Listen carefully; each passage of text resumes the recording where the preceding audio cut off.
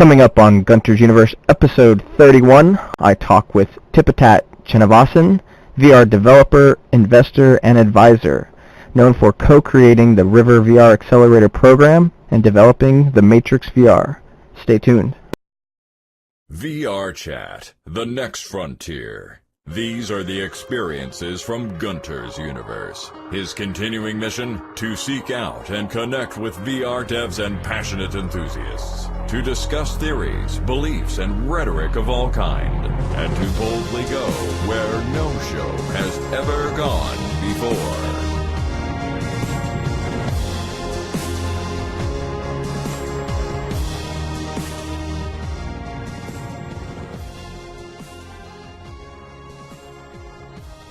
Welcome everyone to Gunters Universe. This is the one and only live talk show broadcasting from the metaverse. Join us in VR Chat every Tuesday at 10 p.m. Eastern, 7 p.m. Pacific to watch the show live in VR. You can also watch the live stream at hitbox.tv/Gunter444. And just want to announce a big thanks to everyone who came out for the Halloween event last Friday. That was awesome. It was around 50 people that were hanging and just having a blast trick-and-treating. Yeah. It was just it was a really cool event. And hopefully we'll be doing something maybe for Christmas. We'll keep those special events coming. And with me tonight I have Mr. Whiskers, my awesome co-host. How are you? It's great to see you. And also, let's meet our guest here. Sitting across from me is Tipatat Chennavasin. He's, as a VR developer, he's best known for the Matrix VR and Pokemon VR experiences.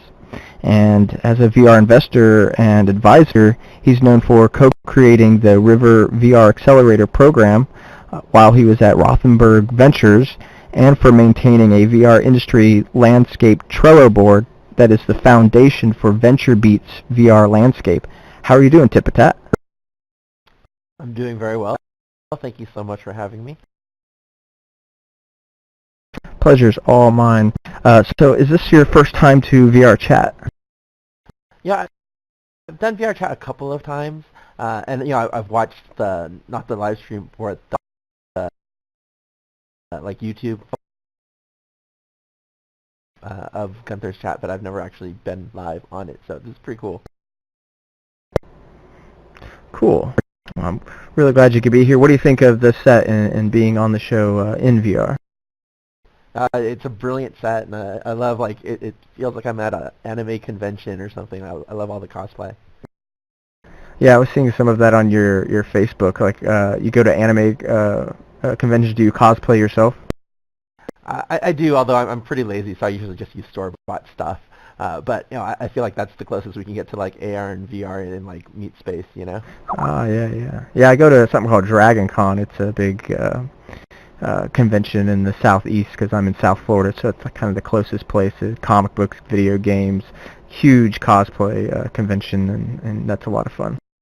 That's awesome. Yeah, for Halloween, my wife and I dressed up as Kirito and Asuna from Sword Art Online, and we had our Gear VRs and we're giving demos out to people. It was pretty sweet.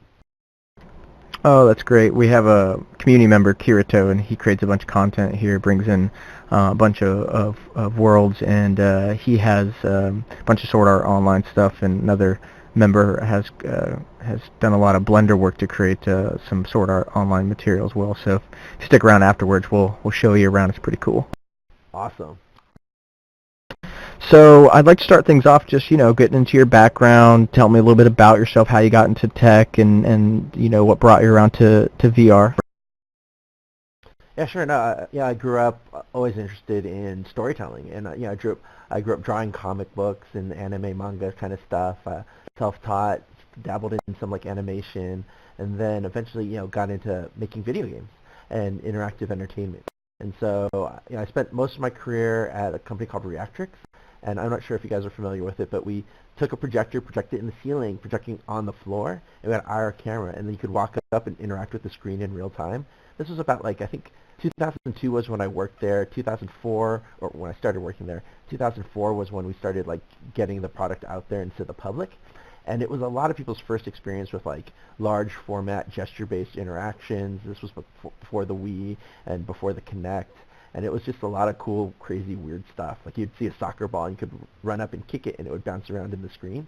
And it was like a 6 by 8 foot screen, so it was pretty immersive for its time. Yeah, actually I have a couple of videos of some of those things too. So after you kind of give us like the background on before, like all the before VR stuff, I want to show a couple of those videos. Okay, sure. Yeah, and that was really just started me on this whole idea of not of using new technologies to kind of create magic and magical experiences. And the highlight that I got to work on there, like we were doing stuff projecting on projectors, but at one point I thought, oh, could we use this on three-dimensional objects as well? And so we started doing things like, you could wave your hand and change the color of shoes. And then, like, I think Chrysler saw that. And they're like, oh, that's pretty cool. Can you do that on a car? And I'm like, yeah, sure. So we bought like an RC car, and and you waved your hand over the RC car, and it would change colors. And all like light projection based, right? But it felt pretty good, especially when it was in a dark room. But then when Chrysler saw it, they're like, no. Can you do it on a real car? And I'm like, yeah. Are you going to give us a car? And they actually gave us like a 300, like a Chrysler 300C, and I was like in this like rainy garage for like, or warehouse for like I got like about a month, and but it was cool. Like we set it up, it was awesome. You would walk by the car and it would change colors. You could like put your hand over the hood and it would reveal like a picture, a diagram of the engine inside. It was really cool, and they wanted to use it for like the auto show, and then we told them how much it would cost, and they were like, oh no.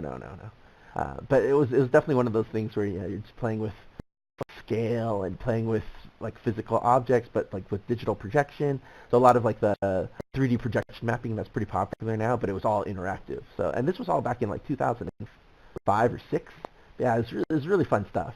Well, anyways, about 2008, that kind of fell apart, and then I ended up doing some like social gaming for a while. Then I actually started my own mobile game company.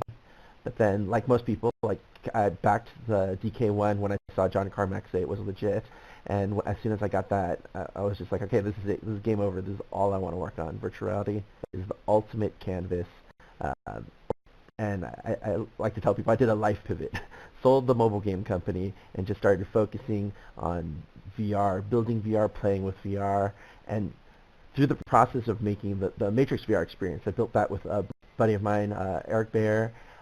And really, it was just an experiment to try to see what we could do in VR that felt VR native. Like a lot of people were playing with movie experiences, but it was like, oh, sit in a virtual theater and watch a regular movie. And a lot of things were like, oh, tour a set, but not actually experience the movie. And so I really wanted to do things where instead of watching Neo, you were Neo. And what would the Matrix be like if it was from Neo's point of view and it was a narrative, but also slightly interactive? And so this was right during the switch of having the DK2, and we realized with positional tracking, we could now do things like, oh, you could actually dodge bullets by actually moving your body, and you could look and see bullets pass you. And then we thought, oh, like scale, what would be really cool? So first you meet Morpheus, and explains to you that the world is a computer simulation while you're in a computer simulation, and we thought that was pretty meta and funny.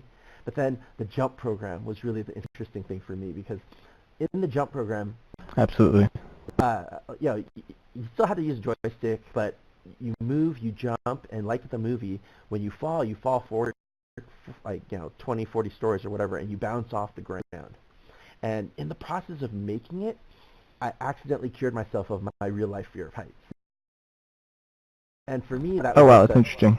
Yeah, that was like the turning point where I realized like VR wasn't just game changing, it was life changing, and that this wasn't just a new entertainment platform, but a new medium that we've created.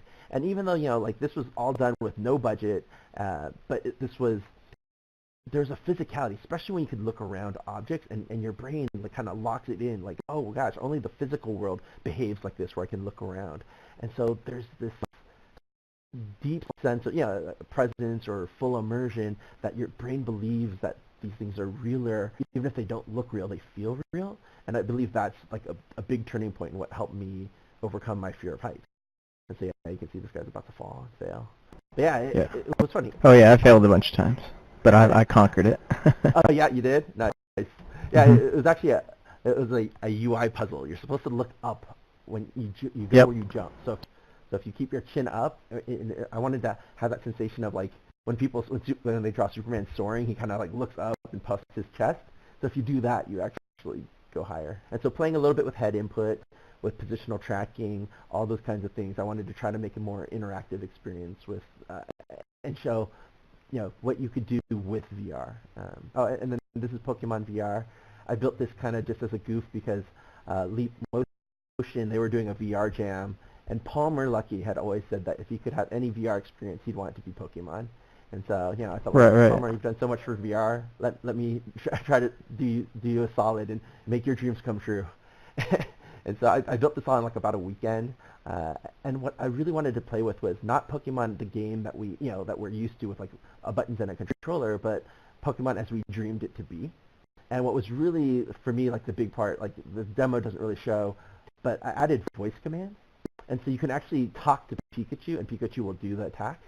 And that was really powerful. And that, to me, was like the very interesting moment for, it makes sense in hindsight, but it's like in VR, using natural forms of input and interaction makes a much better VR experience. And so, so many times we're like, oh, how do you use the keyboard? What button should we press on the controller? And it's like, no. Like, rethink the experiences. Think about what the game's trying to make you feel, not how we're used to the game with the constraints that we're used to. Right. Oh, yeah, and so this is like the magic car thing I was talking about earlier. Yeah, just going to go through those a little bit. I thought this was pretty, cool. Thought I would show it on the video screen here. Sweet. Yeah, no, I was really proud of that project. And then this is like a This is amazing. video we did in early days, but it was like, yeah, even dogs, this is a video game dogs can play. It blows my mind, to be quite honest. Yeah, no, what's funny was, like, we did this as try to get a viral video going, and this actually got like over 1 million views on YouTube back in like 2006. Yeah, oh wow. Yeah, so cool.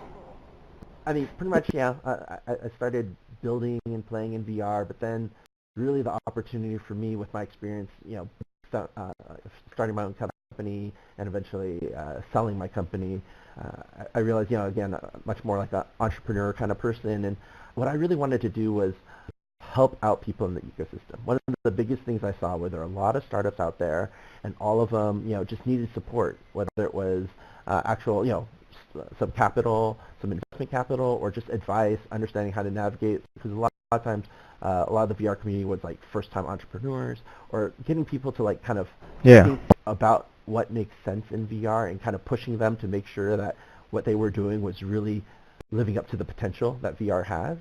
And so that was the opportunity that I got to do when I was at Rothenberg Ventures and setting up the River Accelerator program.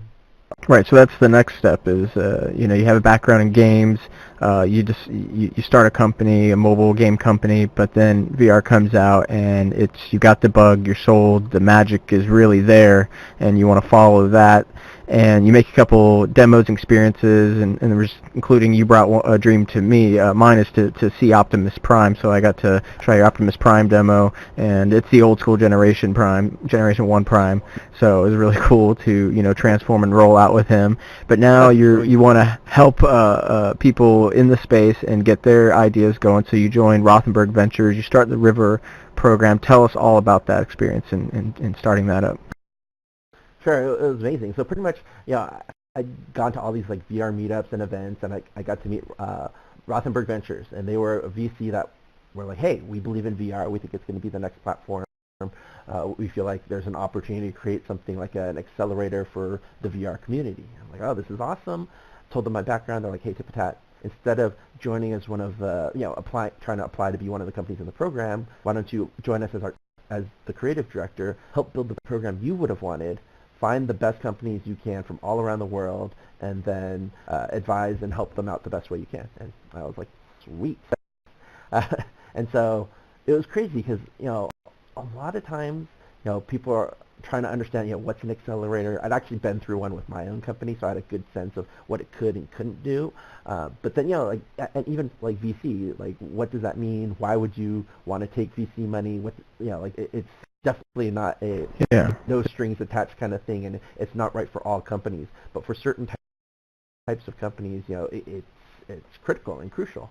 And so what I wanted to do was try to make something where, and working with the Rothenberg Ventures guys, but show what we thought VR needed at the time. And a lot of it was trying to get a lot of the rest of the investment community excited for VR as well. So it wouldn't just be Rothenberg Ventures investing, but we would be the kind of first like canary in the coal mine, leading the way for others to feel comfortable investing in VR as well. And we wanted to show, and this is what we did with the first Massive River, a couple of things, that VR was more than just games and entertainment. So we invested heavily in healthcare, education, storytelling, and journalism.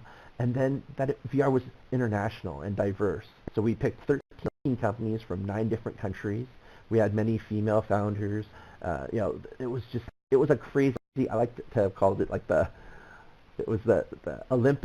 spring training camp for the VR Olympics, essentially. Just grabbing like team from Tokyo, team from Barcelona, and it had a little bit of like Reddit or the metaverse in real life, where it was like people I'd only known on Reddit, I'm now talking to and seeing in real life. So like for me, like when I knew I was going to do this program, one of the people I wanted the most was Fruxius. So if you guys know Fruxius, Sightline the Chair. That was one of those experiences when I tried that. I was like, wow, my thinking of VR is very immature and sad and pathetic, and this guy really knows what VR is. and so he inspired me greatly, and I felt like if there was any way I could support him, that would be a win. And so I remember finding his contact information, reaching out to him on Reddit, and not getting a response, but then finding his Skype information, reaching out to him on Skype, and he was just like, who are you? What is this? But I got him over to be part of the River class, and it was an amazing experience. And him and both his partner, his CEO, Karel, just super sharp. They're doing a company called SolarX, building educational experiences and a platform for other people to create educational experiences. And while they're in River, they've done like the Neos, the Universe experience, which won a prize for the Gear VR Mobile Jam. But it was just one of those like great moments where not only him, but like Fo from Tokyo was there. There was a team from Australia, a team from South Africa. And of course, teams from the U.S. as well. But it was just such a great environment to get everyone working side by side and getting amazing feedback. I know even the VR projects I got to work on while I was there too, because I was still building some stuff just for fun, but. It improved greatly just having that kind of day-to-day interaction from people that have been thinking about VR. Yeah, absolutely. Me and Fruxius are friends. I met him in VR chat amongst so many others. It really helped being here early days in the beginning when everybody, that was developing in those days was checking out everybody else's stuff, so they were all here. And he's helped me create an avatar in here, and it was great to hear when he joined up with River, and he's funding and just things were happening, and that's what these friends of mine that are developing they're small indie groups. How are they going to feed themselves? How are they going to take things to the next level? And things like the River program are just such a big deal for that. Yeah, no, and it's great now. The ecosystem's really robust. Like, more investors are investing heavily in VR, and even in the early stage, we have like Boost VC. They've accepted VR companies in their accelerator, and then Techstar and Y Combinator have accepted some VR companies as well. And it's just like, I don't want to, don't take credit. It's like, it was going to happen, but it was good that Rothenberg was very much waving the flag and being like, hey guys, let's do VR. Come on, this is what VR can be. And so I was really honored to be a part of that. Absolutely. Tell me some more programs or companies that came through there that were part of that Olympics that you found interesting, things in the education field, things maybe outside of gaming. Sure. So in the education, it's SolarX and Discover, which was a great company from Canada, and they were kind of working on that often talked about use case where it's like virtual time travel. Instead of reading about Rome, why don't you just visit ancient Rome? But one of the companies that was super impressive was Sios, although they've recently rebranded, and I can't remember the name right now, but what they're working on was curing phobias and anxiety using VR. And what was impressive about them, they're from Barcelona. They'd gone through a healthcare accelerator out in Baltimore, but then they realized they wanted to be a part of the first VR accelerator because they had a very their product was VR. And working with them and seeing how even like what they were doing, they were actually already deployed with therapists in the field, actively curing people, helping people. And what's interesting is, especially, most people focus on like, oh, fear of spiders or fear of needles, but if you think about especially a fear of flying or a fear of being in a car or fear of being in like crowded spaces like the subway, that's transformative to someone's quality of life. That's access to better education, better job opportunities. It's transformative like nothing else. And what's interesting too is like traditional therapy for curing people of these phobias is about 15% effective, but using VR it gets to about 80% or 85% effective. Amazing.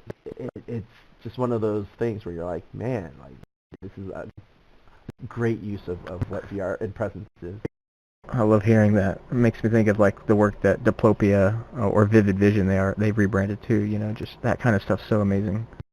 Oh yeah, no, I love what James and those guys are doing, especially because so many people think, oh, is VR, is this bad for your eyes? Is it going to cause some kind of damage? Right. And I'm like, actually, no. I mean, there's a guy that's using VR to cure his vision, and he's gone from, I think it was like 60-20 or 70-20 in his bad eye to 20-20. Like in 6 months. It's crazy. Amazing. Yeah. So yeah, I think like the possibilities in VR are so big, and it is one of the things that whoa, sorry. That's all right. Happens to me too. There is a little bit of like overhype where it's like, oh, VR is going to do everything, and no, okay, it's not going to like cure cancer, but there's still so many use cases out there for it, and it's just incredible. But the potential, is kind of that like so much potential there we don't even know yet. Yep, and I think what's really interesting now too is like we're still at the very early days of VR. I think what was it Valve? They were saying that this is the Atari days of VR, but we're already finding such amazing use cases, and it's already so powerful, and it's just going to get better and better and better. I want to also talk about the VentureBeat VR landscape. You started the Trello board there, and just being involved in that, and also then VR Launchpad. So I'm curious, just like what you've seen at these places, your involvement there, what's coming through those doors. Just like with the River program, you're seeing so many companies. Yeah, like at this point, I think I've looked at probably a little over 600 VR startups at various stages. And holy crap! Wow. Yeah, and there's probably there's definitely way more than that. But what's interesting too is that like most of it is like small teams, and they're all heads down building stuff, and so few people have broad visibility of what other people are working on, and so it's hard to know, who can I collaborate on, or who else is working on this idea that I should either get feedback on or join forces with, or realize, hey, you know what?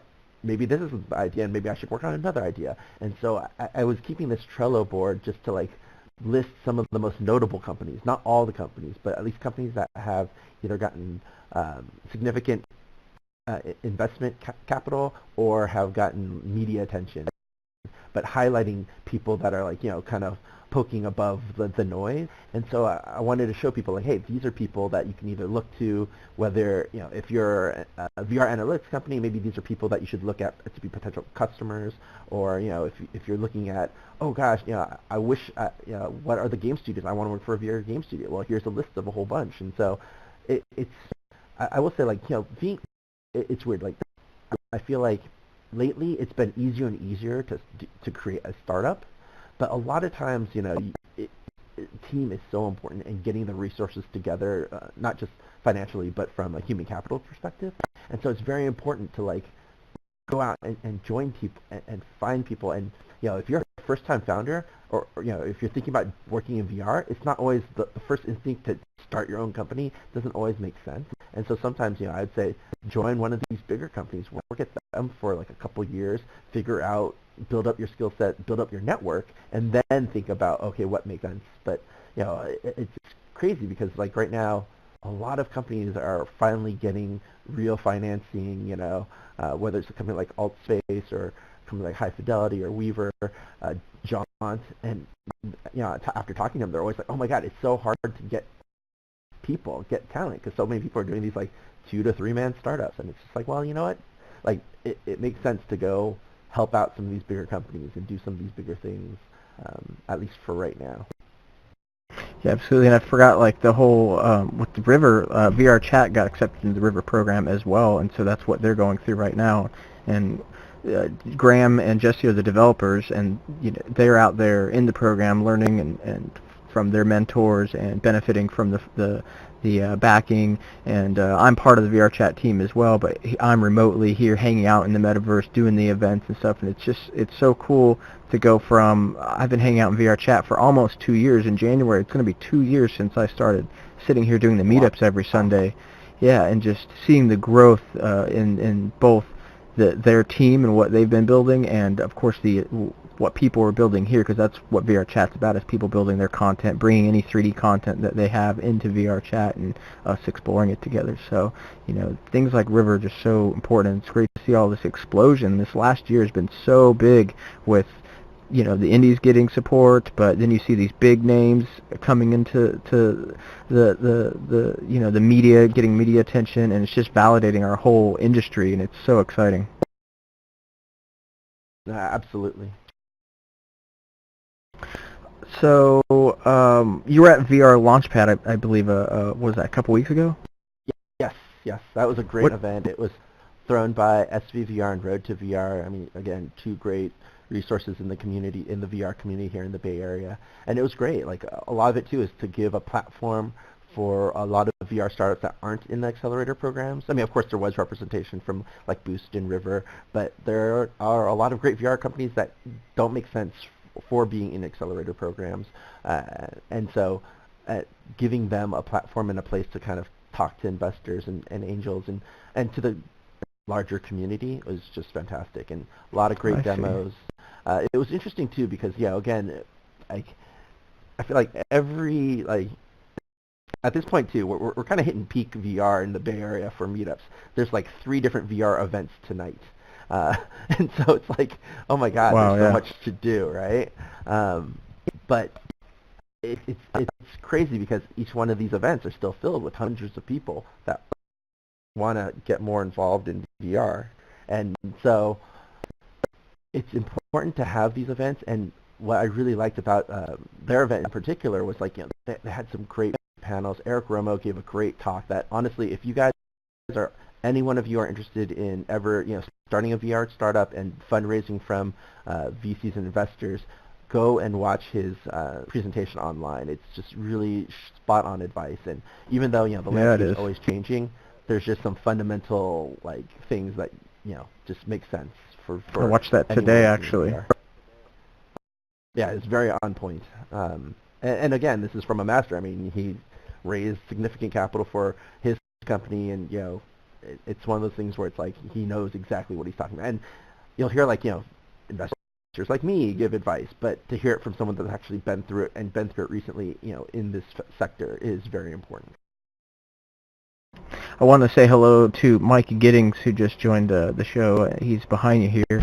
I haven't met him before, and probably not sure how to sit in the audience seating, so I just want to inform you how to do that. If you look down at the ground there, where you're standing, towards where you see Sailor Moon there, or I Can Break These, and hold down the E key, E as in Edward, it'll turn red, and you can let go of that.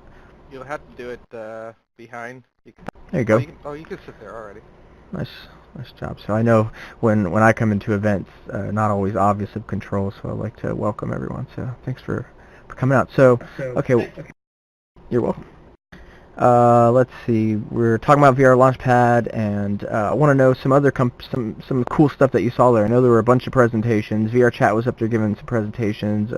Janus VR, and then a bunch that I probably not even aware of. There's a cool company called Fishbowl. They do user testing and analytics for VR. They're based. They were doing the Seattle TechStars program. Hold on one second. Let me turn off my phone. Yeah, Fishbowl is great. But yeah, one of the most important things, especially for VR, is, like, I mean, first rule of VR Club is don't make people sick. And it's so hard sometimes, especially the more VR you do, the more comfortable, the more you get your VR legs.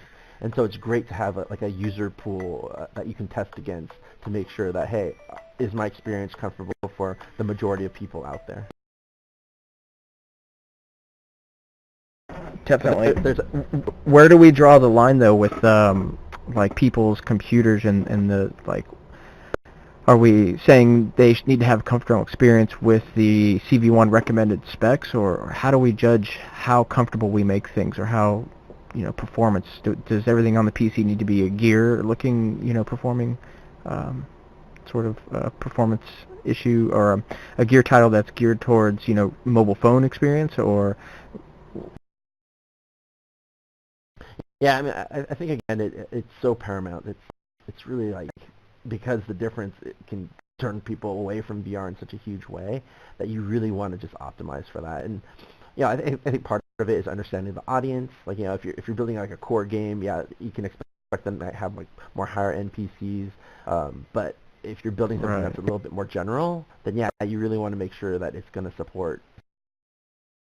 Yeah, we struggled with that in here in VR chat. It's kind of why it's on my mind. Is here our users can build, and they can build as big as they want. They can bring in high poly models, and so there's a lot of talk around it, and training and best practices. And what's great about this environment is people don't have to be expert game developers. They can start dabbling with Unity, bring things in here, and start having a cool experience for a group to have and share.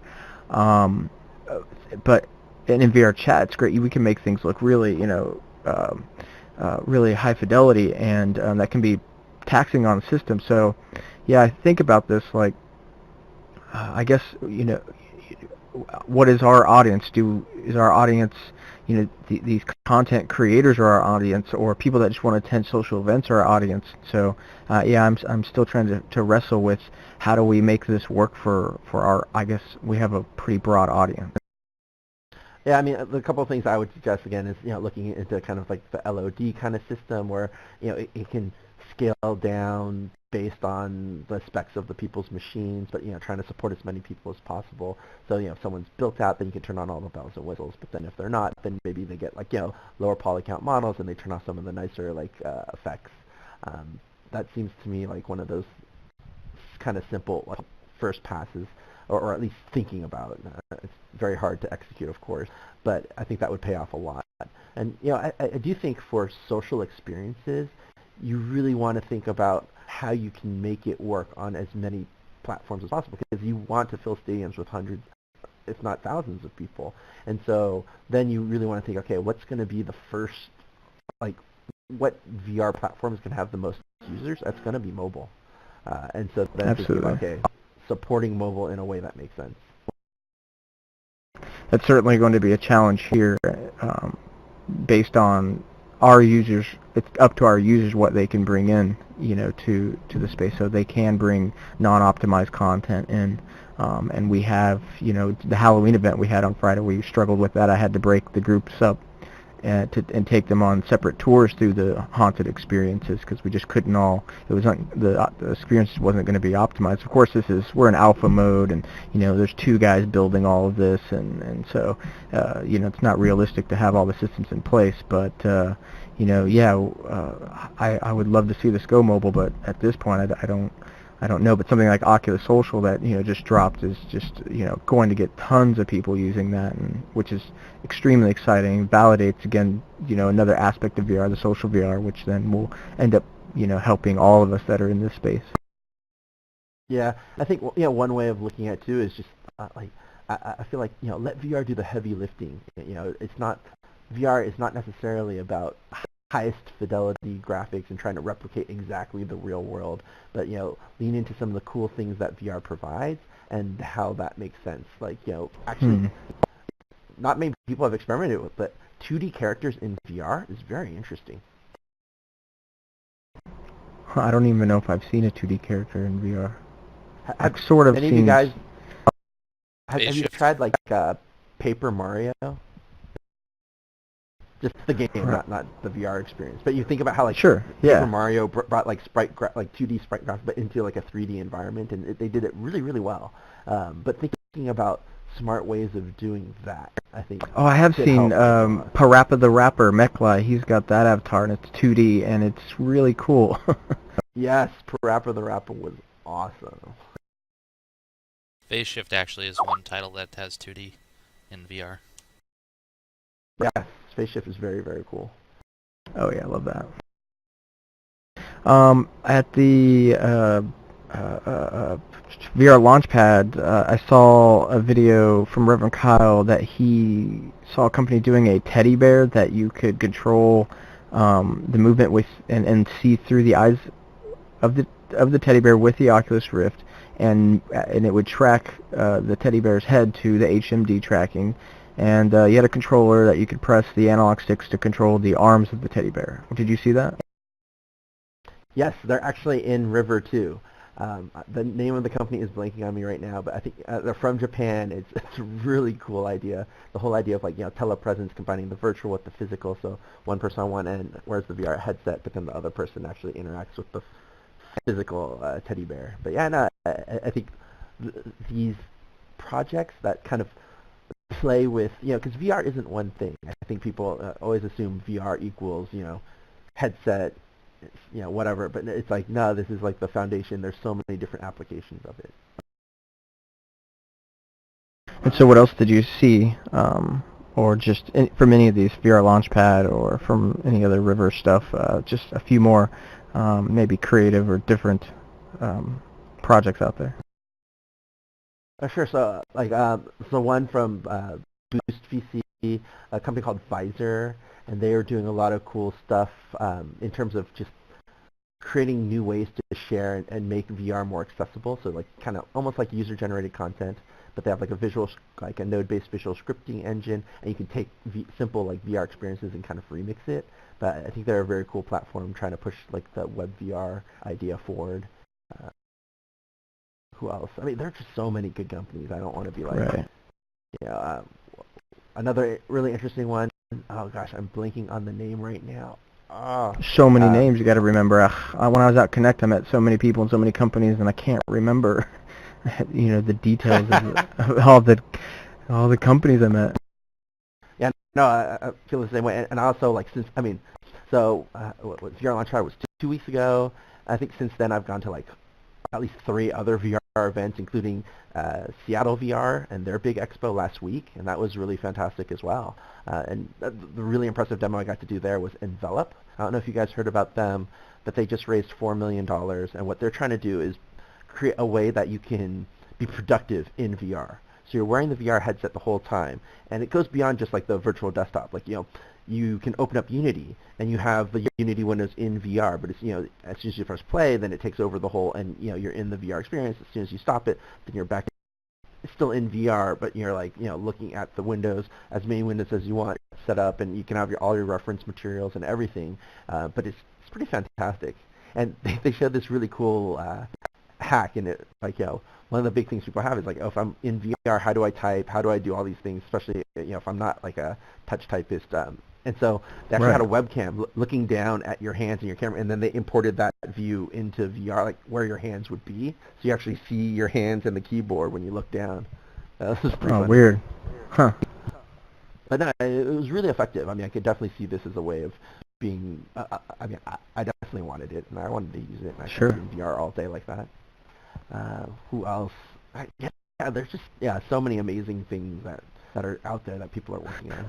Right. That's I want to talk about Unity and creating in VR. That's a big topic for tonight. But I want to read a few Palmer quotes, talk about those with you, and then we'll end the show with creating content in VR using things like Medium and Tilt Brush and stuff like that. But for Palmer quotes, one came out today. It was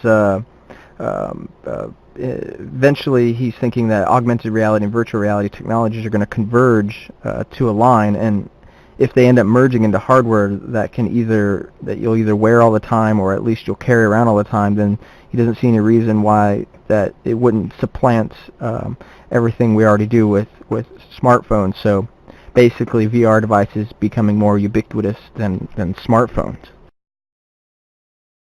Yeah, no, I've actually heard a couple of people say this, and I think it makes absolute sense.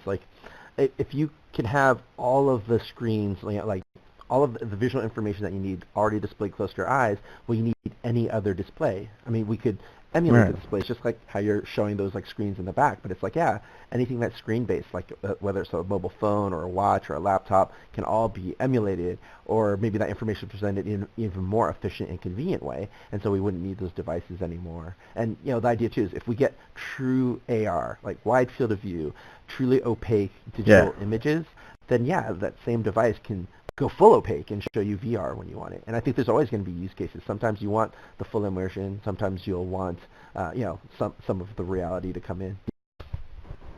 Right. It hinges on the AR part of it. We do need, obviously, if we're going to be carrying this around and using it to supplant our smartphone, we sort of don't want to always be blacking out the real world. We would want to just have the information. Now we don't have to pull out this thing out of our pocket, but the information could just be there in our eyeballs basically whenever we need that. Yeah. And then the whole idea of like mixed reality, or maybe we're in a synthetic world all the time, but then like the real world objects are represented, so I know what to avoid. Right. So Interesting. it's like the whole world has Instagram filters going on, so everyone looks beautiful. In the future, nobody will see the real world anymore. It will be some sort of augmentation. Yeah, maybe. Yeah. I mean, so basically, it becomes the new mobile device, really. I mean, supplanting smartphones, but it's all just seems like it's just going to merge together. It's all one big. Yep. Yeah. You know. And that's the thing too. Like, it'll not just supplant mobile; it'll supplant desktop and everything, right? Because it's like, we won't really need anything else eventually. The question is timing. How long is that going to take, especially to make something that's actually going to live up to the high standards that we have. And I think Magic Leap has their work cut out for them.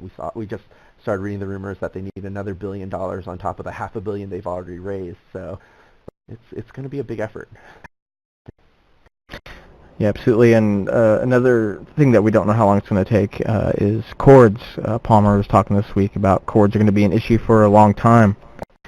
And so I think about that, and then that makes you think about mobile VR, and how that's going to be pretty successful for a while since, I think it works really well to have your VR on the couch or on the go and with you. I think that it's a really strong use case. I don't think everybody's going to want to pick up the, of course, you have to be able to afford the PC, plus being tethered to it, I think is something that I don't think a lot of people will like. Yeah, I think for me, like a lot of this, when people talk about like cords and form factor and like, it's like the trade-offs, it's all based on the experience that you want to do.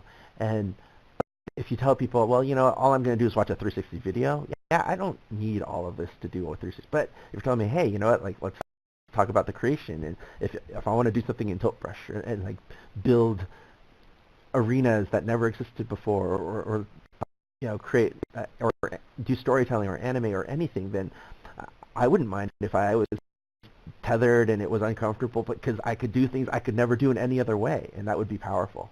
And so I like to tell people too, it's like you think about how uncomfortable people are or inconvenienced people are when they go like skiing or scuba diving, like For sure. They strap on all sorts of stuff. Those boots are like ridiculous. Come on. And it's just like, well, you know what? That experience, that rush of being on the hill for like, downhill for like a couple minutes is so worth it. And I think VR can give infinite amount of compelling experiences that no matter how bulky, if I had to wear a full body suit, but I could, go into outer space and feel like I was floating, sign me up. That's a great way to put it, yeah. There's definitely like this rush to make VR a convenient and cheap thing, but I would rather just make it mind-blowing first. Yeah, that makes a lot of sense. I mean, that's what I want. I'm ready to suit up and do all of these things, but I also want everybody else, I want the market to be there, developers to get fed, and that whole aspect of things. But yeah, I actually love early days. I love DK1 days, DK2 days. It's just it's a challenge. It reminds me of Atari days or my first computer when I was dealing with lots more wires and just a lot less convenient technology. It was, the nerd in me comes out. Yeah, I think this whole idea of like, we're getting a little bit too like lazy, and this whole convenience thing. It's like, well, but you think there's still IMAX theaters. We still go out of our way to experience, because that experience can be so powerful. And it's like, I think, VR, we should tap into more of that and try to think about how we can create those types of like, life-changing experiences, as opposed to like, hey, how can we, focus on trying to do like Candy Crush on VR or something like that. Yeah, absolutely. No Another quote. disrespect Sure. Another quote, Palmer, probably my favorite, is that distance will no longer be an issue. And of course, this is something that we're experiencing right now. We're able to do a talk show here together. You're my guest. All of these people are in the audience. They are in their headsets. They feel like they're with us, and they're all over the world. And we could make this happen without pretty much any money. We already had the technology we needed, and we could just do it now. I think that's going to be a big deal. We've tried Oculus Touch, so we can see now how our hands are going to be a part of this experience and how that's going to add. You've tried probably a few other social VR type experiences. What are your thoughts on distance no longer being an issue? Yeah, no, I think that they nail it. And it's interesting because we've had chat rooms and we've had Skype. We have all these other things that shorten the distance in different ways. But I think what presence gives us is this physicality and this like body language and this kind of it makes it more empathetic. I feel like I'm talking to a person and I'm more likely to be respectful of a person than I would, I think, if it was just if we were just doing this on a flat screen and it was more like I was playing like a regular video game. Yeah, totally. And so it'll be interesting to see kind of what research, like why we feel that way and how we can better tap into that. But I think the big change, and this is what Oculus showed off brilliantly, was in touch, the collaboration. The idea of like I'm working on something, I hand it off to you, you pick it up, and how natural and how productive it seems. And that's something that's never really been possible before. And that to me is much more of like a huge step change in the way that we can not just communicate but collaborate and interact in more meaningful ways. Yeah, playing with toys with people, I don't know, it's just like I don't have the time. I can't tonight come over to my buddy's house and play or hang out with him or do whatever. Life's gotten busier. Maybe next weekend, or I haven't seen mom in a while. We talk on the phone and we could Skype, but we don't end up Skyping because it's just like why boot all that up, or there's something just not attractive to both parties. And not to say that VR is going to attract everybody, but I mean it's so rich. So I think maybe mom and my friends will certainly want to be there to say, hey, we can't come over, we've got stuff to do in an hour, but hey, let's jump in and talk like we're talking right now, Tipatat, or let's, play a game or somehow interact and show each other things that, are, photos, just throw out photos on this table or whatever and, experience that with each other. Just being able to interact like that with people and start to really feel like you're even, more and more there with them is just really blowing my mind that, I'm not going to have to travel to my friend's house to feel like I'm there having that experience. And I want as many experiences with my friends and families in my life before my life is up. And now I feel like I'm going to have a way to get more experience, more time in with the people that I love or the people that I meet in the future. Absolutely. So I have a niece. She's 3 years old, and her grandmother is in Thailand, and so they hardly ever get to see each other. But now, if we had Toy Box, she could maybe even tell her like a bedtime story using toys and puppets, and actually have a rich experience that would be impossible in any other way. Yeah. And it's just a nighttime puppet show that tells a little story. That'd be so great. And so I feel like there's all sorts of cool things that can happen now, especially the big thing is having proper VR native input. I think people we're kind of all used to what VR has been for the past 3 years now, since the DK1's been out, where people are used to keyboard and mouse and controller, but it's limiting. It prevents us from doing so much. And using touch or using Vive and using the PlayStation Move too, you can just feel this feels right, this feels natural. This is the missing thing. This is how we should interact, and this is going to unlock creativity and productivity in VR. And that's the thing I think that's been missing. That's stopping mainstream adoption in a big way. Yeah, absolutely. And so we're going to talk about that creation. The last thing I have is about post-scarcity economy. So the democratization of experiences of things. If all the things are virtual, people could afford it. So potentially it's all free. So the quote is, a lot of people have talked about this idea of the post-scarcity economy, and virtual reality is potentially one of our best shots at at that sort of thing. So that's really exciting to me. Is that, people will be able to get at the tools to have the experiences, and not have to be the rich or the wealthy, or they're just going to be able to have a lot more and more ability to create themselves, I believe, to create the ideas and the thoughts and the things that are inside their heads and share them.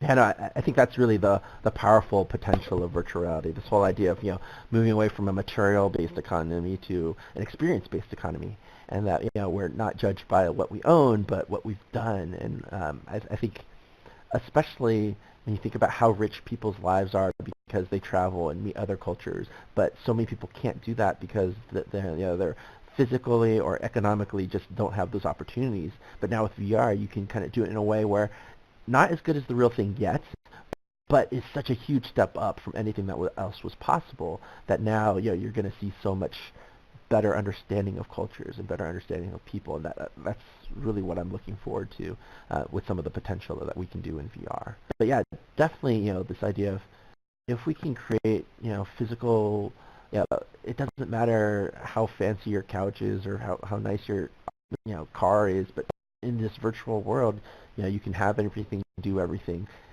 But what's interesting too is we're actually kind of seeing that in real life. I mean, people are less about owning things nowadays, I feel like, just in general, right? Like, we have Ubers and people are like, oh, maybe I don't need a car. Or we have like all these other things that are happening that are kind of transitioning us naturally in that way. But definitely VR is going to be the big factor in kind of making that fulfill its potential. And you can make cool stuff too, mind-blowing stuff, and stuff that other people would want, or it's beyond stuff. It's his experiences. Make art, take things that like with and we'll talk about here, Medium and other tools. Like, it's much more intuitive. So people that might not think they could create art on a computer and have all of that now might be able to via these really natural touch interfaces and start sharing what's inside of themselves, and I'm really excited about this getting away from the consumption aspect as much, just consuming more of each other and our own ideas, and less of the big corporate, machine and what it's pumping out all the time, all the stuff that's, the goods, the materialism, the fetish over all this stuff that really isn't as meaningful. I find being here around all these people in VR chat super meaningful, and spend more time here than I would trying to collect my collectibles or something like that. Of course, this is my personality and what I think, but I'm really excited about that sort of stuff. And I'm totally with you, and I'm so glad that you brought up that Transformers experience I built. Not many people have tried that, but that kind of represented to me that thing, like, where it's like, yeah, I love Transformers, especially like T1 Transformers, and I hated the Bayformer stuff, but I was like, oh yeah, who would I want to meet in VR? Who would I want to meet in VR? What would I want to see? I was like, I want to meet Optimus Prime. Like, it's always been a childhood dream. I had the toy, but the toy was never satisfying enough, and it was like, oh yeah, now's the chance, and I could do it at scale. And I'm like, wow, I'll never necessarily want an action figure again, because I could just build any toy I want, and it would be not a toy, but it would be like how I've always dreamed of experiencing, whether that's flying in Macross Valkyries, or all the things kind of like that entails, where it's like, yeah, I met Optimus Prime and he talks to you. And it was so funny. I built that for me, but then I put one of my friends, 5-year-old kids, through it, and he was just getting into Transformers, and it just blew his mind. And I was just like, wow, you're so lucky, kid. Yeah. But then you're like, this is what it means now, and it's like, is he going to be satisfied playing with just a toy? No, now he can interact and high five Optimus Prime, and dude, that's awesome. Right, and not care so much maybe about the toy. Doesn't need mom and dad to buy the $30, $40, $50 Optimus Prime toy that then ends up getting broken. That you can, have something so much more and for free. No, totally. And especially thinking about, like, it's really silly, but like the idea of getting good AI into characters and interactive characters, and now, like, can you imagine not just having a virtual pet, but even having like a virtual best friend? And imagine, like, Calvin and Hobbes. I loved Calvin and Hobbes, and if you had not just a Hobbes stuffed animal, but an actual animated Hobbes character that could talk to you and that you could talk back to, and even if it was just simple, like, you just nod, understands a few things, but you could actually build a relationship with these virtual characters, and it would feel very, very compelling in a way that has never been possible before. And that's the kind of stuff I'm like, yeah, more of that, please. Super cool. Okay, so let's talk about, well, first I'm going to show a video from a guy named Terrence McKenna. He, in 1995, was talking about virtual reality and what it's going to enable us to do, which is to share our dreams. And I'm a big McKenna head, and before, I was listening to this stuff back in 2000, thinking about VR, what it could do, how it would change things, and just how lots of technology will. And so I want to share that, and then we'll talk about VR creation tools, things like Medium, Tilt Brush, Dreams on PS4. Unity Labs is working on something so you can build in VR, and of course VR chat. So let me cue this video up.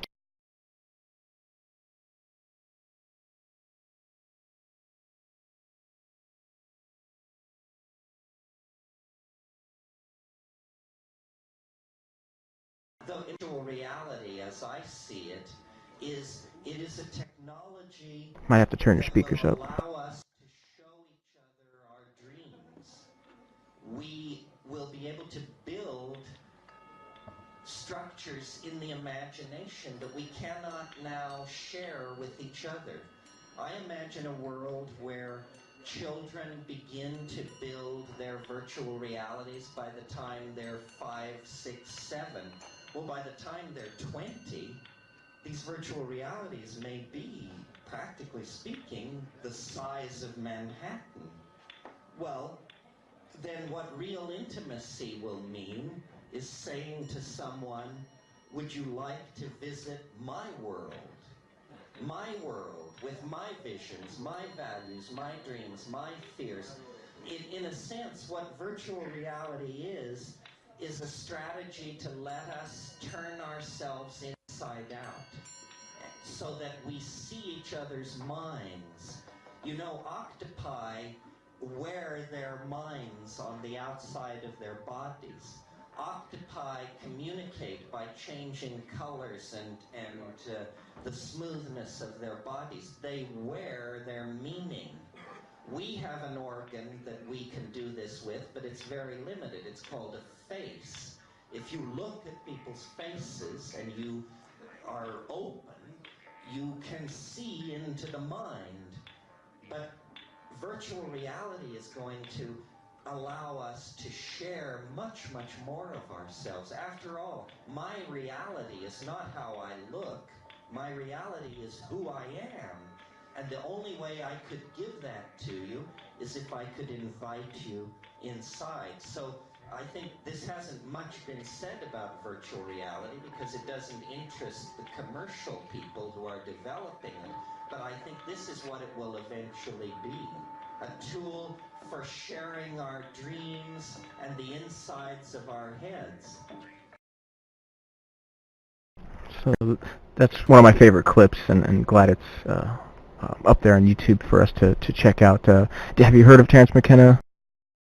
Yes, I mean, definitely amazing piece of thinking, and it's great to finally see those ideas kind of come to fruition now. It's like it's now possible. But it was definitely an example of like way ahead of his time. Yeah, it was 20 years ago, and when I'm in here in VR chat, it makes me think of that. Like, I wish he was here, and one of my projects as I'm learning Unity, I want to build some sort of shrine to Terrence McKenna, some sort of Terrence McKenna land in VR chat. So hopefully we'll have that. But I thought that was a good clip to show to then segue into creating in VR, and we have tools like Medium and Tilt Brush and Make VR. Have you tried any of those? Yeah, I've got to try all of them, and it's great. I mean, they all have very different approaches to this idea of how you'll design in VR, but all of them use native VR input. So it feels. I feel like I've always been a 3D artist, and so for me, like I'm used to kind of thinking in those ways, and like with whether it's a CAD or a 3D modeling program. But I've also always known like the limitations of it and how clunky it can be and how hard it inaccessible it is for most people. But when I see not just me working, but other people working in any of these programs, it's just like Man, it's so fast, so easy, and so powerful. And I think it really levels the playing field for so many people. I think Philip Rosedale from High Fidelity, he had a great quote where he was like, one of the big things that was holding Second Life back was that, it was all based on how you can create 3D objects and worlds, but so few people could do that when you had a 2D display and a 2D interface. But now Right. VR represents a natural 3D interface and a 3D display, the perfect 3D display. And now building these 3D worlds are as easy as sculpting clay as in Medium, drawing on a wall like in Tiltbrush, or putting together like models and Legos, and that's kind of what some of what Make VR represents. So it's cool to see each one of them trying to like iterate different approaches for all of this. But yeah, like think about what is the most popular 3D authoring program of all time, and it's Minecraft. If you look too, it's also Absolutely, yeah. that sense of like like what can you do. You have a generation of kids that have built the like 3D worlds, 3D objects, and now you're going to unlock it in a much more natural and intuitive way. Oh man, it's just going to be amazing. So exciting. I mean, Terrence was talking about, kids are going to grow up with the ability to create, structures that are the size of Manhattan, and that's what they can do in Minecraft. And it's what I was doing when VR first hit in DK1. I went to Minecraft right away. And that's how I got hooked on social VR, because there was a whole social community there, and we were talking on Mumble, and it was tracked to had positional audio in Stella Artois with the Minecraft mod made it so positional audio was there, and we could be talking with each other in Minecraft, building, and it was so rich and such a great experience. Minecraft is, and that's why I think like the whole creation tools are going to be kind of like the big stuff. Everybody's going to be creating in VR. It's already so popular with Minecraft and other software applications. People are learning to be creators. Yeah, absolutely. And I think that's going to be awesome. I think moving away from just being passive consumer and enabling the creator in all of us, it's fantastic. It's funny too, because I'm a big adult fan of Lego, and I still like do a bunch of buying the sets, following the instructions, but also just building on my own. But you think now it's like you can do that, but then it can be you can share it. It can be at scale. You can go build worlds and explore them. It's like, man, oh, it's so great. And we're watching it here, Make VR. This is a video from about a year ago with 6 Sense. They were showing off this video. Make VR was potentially going to be a program that we could have to create. I think it died off, but now they're splitting from 6 Sense, and they're going to make their product now. Is that true?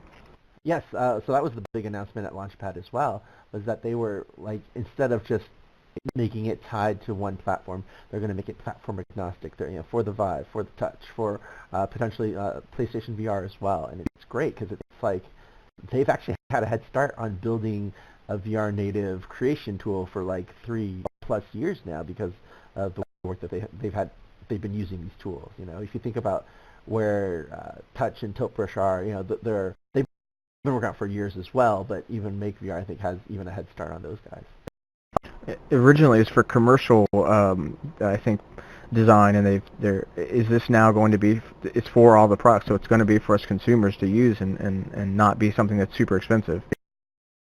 Yeah, I think that they definitely. It starts with like they tout that it comes from like a real CAD engine, so you can actually build stuff, 3D print it, and it'll be like accurate as needed, but all the examples they show are definitely accessible, and it seems like it's going to be very consumer focused. But it's interesting. I like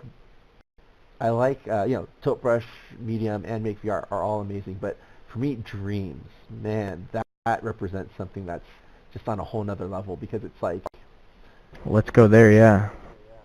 It's just so insane. It blew my mind this last week or two.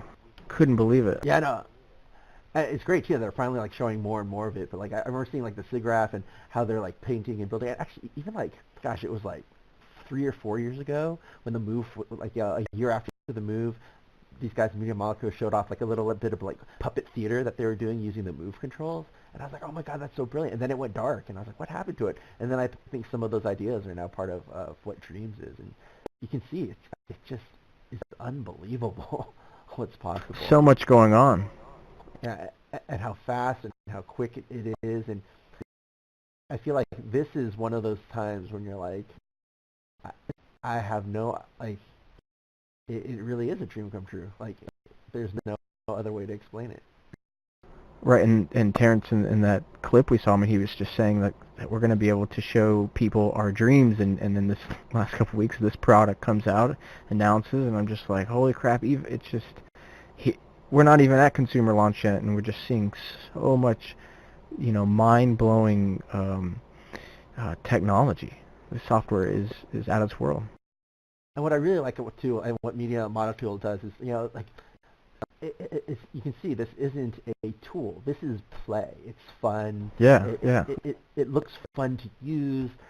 They've actually, like, they have some demos too where they kind of explain how even the tutorials unfold like game levels, and it's just so brilliantly done. Like, I've been a huge fan of Media Molecule since Little Big Planet, but I also think the game Tearaway that they did for the Vita was one of like the best games that I've played recently, and now to kind of see where they're taking it, it's just unbelievable. I'm so excited for this.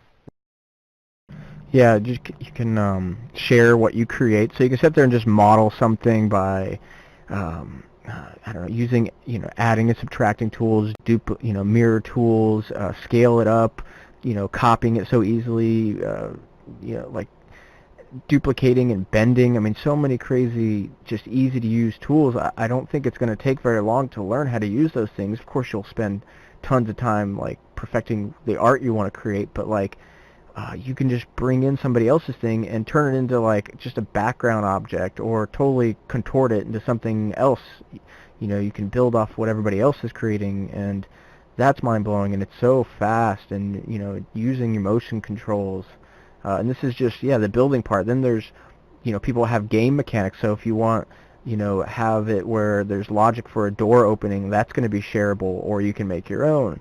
Or animation, any of that stuff that was going on in these scenes that we're seeing, you can just hit record and actually go and like grab something and move it around, and that'll be recorded. And so when you play back, there it is. That gesture, that movement that you did is there. And we saw one of the Media Molecule guys, maybe I can pull it up here in a moment, on one of the Twitch streams. He creates a little polar bear animation. He says it took him like a day or two, and it looks really good. Yeah, I think that's the big thing for me, where it's like, I love the modeling, I love the creation, but that storytelling, that idea of like a new way to communicate, and it's just so unlike anything else. It looks so easy and fun, and they've really nailed it. It looks like. I mean, I don't know. What's interesting too is like, it makes so much sense to be a PlayStation VR launch title, but then at the same time, or not even launch title, but just a PlayStation VR title. But then you definitely get that sense though, where like so many of the things that they're doing, if they have to run that at 120 frames, in stereo for VR, like I hope the performance is going to keep up. I hope, the PlayStation 4 is an amazing machine, but Right. It's been around for a while. Yeah, all of those concerns I have as well. And it's supposed to be able to build and modify with other people in a social environment. Other people can be running around on your creation there, and you can modify it. You can create a bridge for them, bring them the bridge from one, piece of terrain to the next, or like Cloud Knights, take them on something and move them over. As you are this sort of the wands, somebody else can be puppeteering a character and running around in your environment. That's the animation going on right there. They took the cloud, they hit record, they moved it around, and then played it back, and it's just so rich, so dense. The only thing for me that like, and hopefully they get there, but this idea of like, right now it still feels like you're kind of playing in a canvas, and I hope, especially when they do a VR version, that it's like, okay, I'm going to play back the VR experience, I'm going to watch it, but then I'm going to stop it, I'm going to view it at scale, but then when I want to move things, I'll move things not like it was like little puppets or models on a table or on a canvas, but I'll move it in the real world, and I think that would be really cool. Yeah, I can watch all this stuff all day. It's so brilliant. I'm going to skip around a little bit more. There's a good bit of dream stuff here. I kind of wanted to show what I was talking about there with the social aspect. Yeah, I think here it is. So somebody's, spawning those, moving those around while there's somebody, inhabiting that character there, the bear character. And they're building out right in front of them. I imagine many of this could be recorded at the same time. Of course, it's easier to imagine all of this just working perfectly. I'm sure there's limitations. PS4, again, how's it going to do all this so fast? I don't know how much of this is in VR. I know it is, but will everybody's experience that we're seeing here be in VR? Yeah, I think most of the stuff they show isn't VR. Like, this is just it, like regular with regular displays. Yeah. But I like, especially for E3, right? They just showed not how you make stuff, but just examples of stuff that they've built, like little shorts, and they were just so fun and brilliant. And you're like, yeah, this is it. Like, people talk about killer apps and why use VR, and I feel like this is one of those great use cases where it's going to solve two problems. Like, first, there's not enough VR content, and if this can properly enable everyone to build VR content, that would be fantastic. And then I think the other thing too is just like, how do we let people express themselves? And I think this is one of those moments where you're like, yeah, this is an ultimate tool, a Photoshop or a Instagram or one of those things that's going to unlock creativity and get people really passionate about. I totally see people doing remaking trailers or even remaking movies and just animating favorite movies like Star Wars or something using this tool and building cool things. And acting them out. Like, you can inhibit the character and act. I mean, we've talked about this in VR, doing VR theater here. We've played around with it, done some improv. We know we've got the costumes. We've got actors. We need our touch controls so we can move our hands around and perform even better. It's so exciting. This is the bear animation that took one day to pretty much do 90% of it, and another day or two to really polish it off. That's amazing. I mean, you think about that. Like, if that was, I would budget that out for at least a month at minimum amount of work for a team. But it sounds like right. One person could do that in a day or two. Like, what? And they said this was like not even this is their tools that they're working on behind the scenes that crash all the time or something. It's not even the final product that we're going to be using. And you could see some of it, like, where the animation's good, but it's also not perfect. So I mean, it's not, but it's rendered so beautifully. It looks like a dream. They call it a bear dream. It does captivate that. That's the thing too. Capture I think sometimes we get so caught up in this idea of perfection or trying to make it the highest looking, but it's like it already is so compelling, and it's almost more interesting to get to a certain point and then work on the next project than to take one project and just fully flesh it out till it's overwrought. I don't know if that makes sense. Right. Yeah. And we'll be able to prototype and get our ideas out faster, and if we found something super delicious that we wanted to really work on for a long time, we could. Yeah, I think that's what I'm trying to get to is this idea right now we still don't really know what great VR experiences are going to feel like, and if we can prototype them faster and quicker, I think it's going to just make things so much better. And this is awesome too, watching a master animator, Glenn Keane, who was the lead animator on Beast and a lot of other of the great Disney modern classics, just kill it in Tilt Brush. And people are always talking about, oh, what does this mean? What's Tilt Brush? Because it's not really drawing like you traditionally expect it. It's not necessarily sculpting. It's its own kind of thing. Right. You kind of see, he really kind of just shows what's possible in such a great way. Yeah, I loved when this video came out. Great to share it with everybody. They identify with the characters. He's doing, great work. I enjoy it. I played with tilt brush for maybe 15 or 20 minutes. It's just so cool. It takes you a while to get your mind wrapped around like what you can do. You end up like starting just drawing in 2D, but you know you can draw in 3D, and it's just wild. Did you see the piece that he did for, it was like the Future of Storytelling conference, where he actually tells a story using tilt brush? No, I didn't. Yeah, definitely look it up. It's really, really cool. But he just uses it almost like, like real time doing storytelling. And you're like, wow, that's great. What conference was that? It was the, I think, Future Storytelling conference, I think in LA. Future of Storytelling. Cool. Yeah, it should be up on YouTube. I was able to try my first tilt brush experience at the Fox Studios, their little VR bunker headed by Ted Chilowitz. He's been on the show, and he invited me out when I was at Connect, so that was pretty cool to be a part of, see that environment, and have my first Vive experience there. Excellent. Yeah, I was really lucky too because I knew the Skillman and Hackett team for a while, like before they even had done tilt brush in VR, back when they were working at Double Fine doing cool gesture stuff on like the Connect.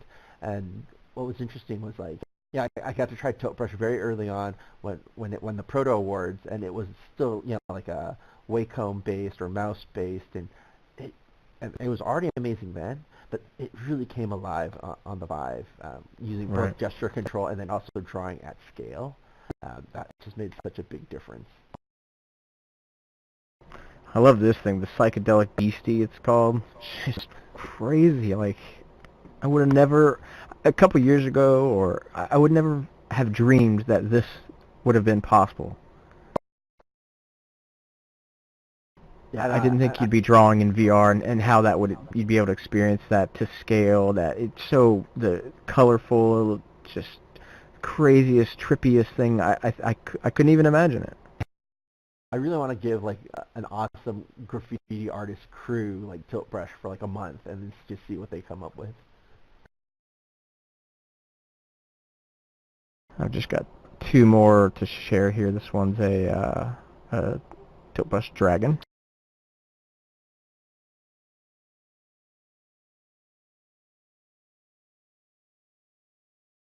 It's great that these recordings are available, that we can see, the drawing happening in real time.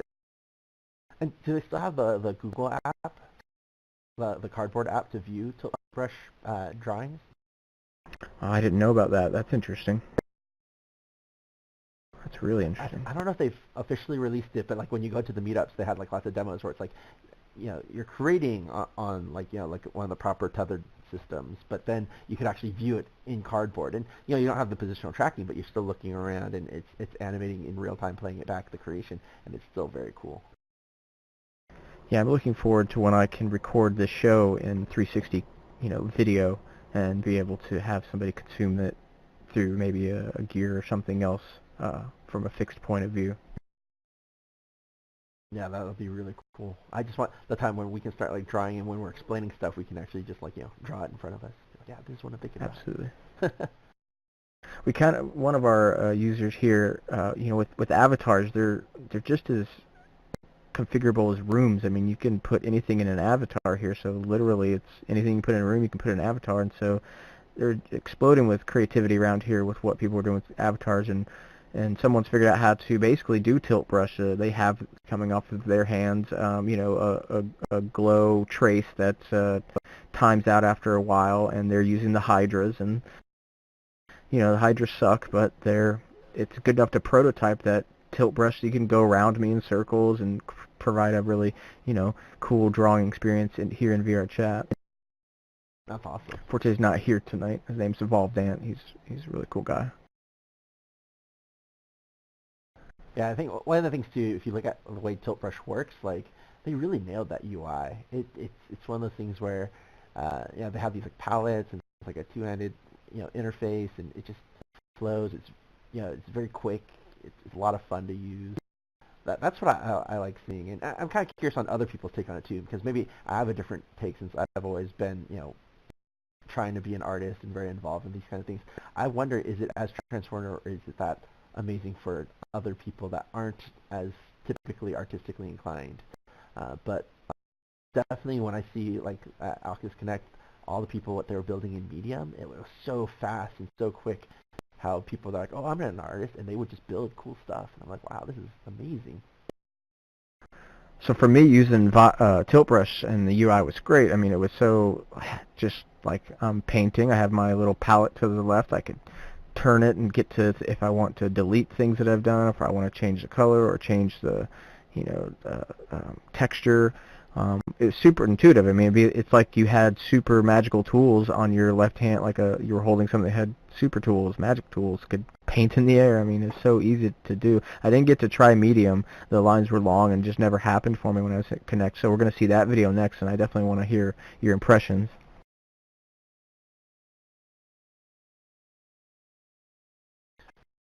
Yeah, the things that, like, what's really interesting for me about Tilt Brush is like, it's very organic. It's stroke based, but it's unlike anything else, right? Like the output, it's hard to explain or describe. You have to see it in VR and it makes sense. But like even looking at flat, it's kind of like doesn't really communicate really what you're doing. But what's really interesting about Medium is that it's much more like it's like sculpting its volume.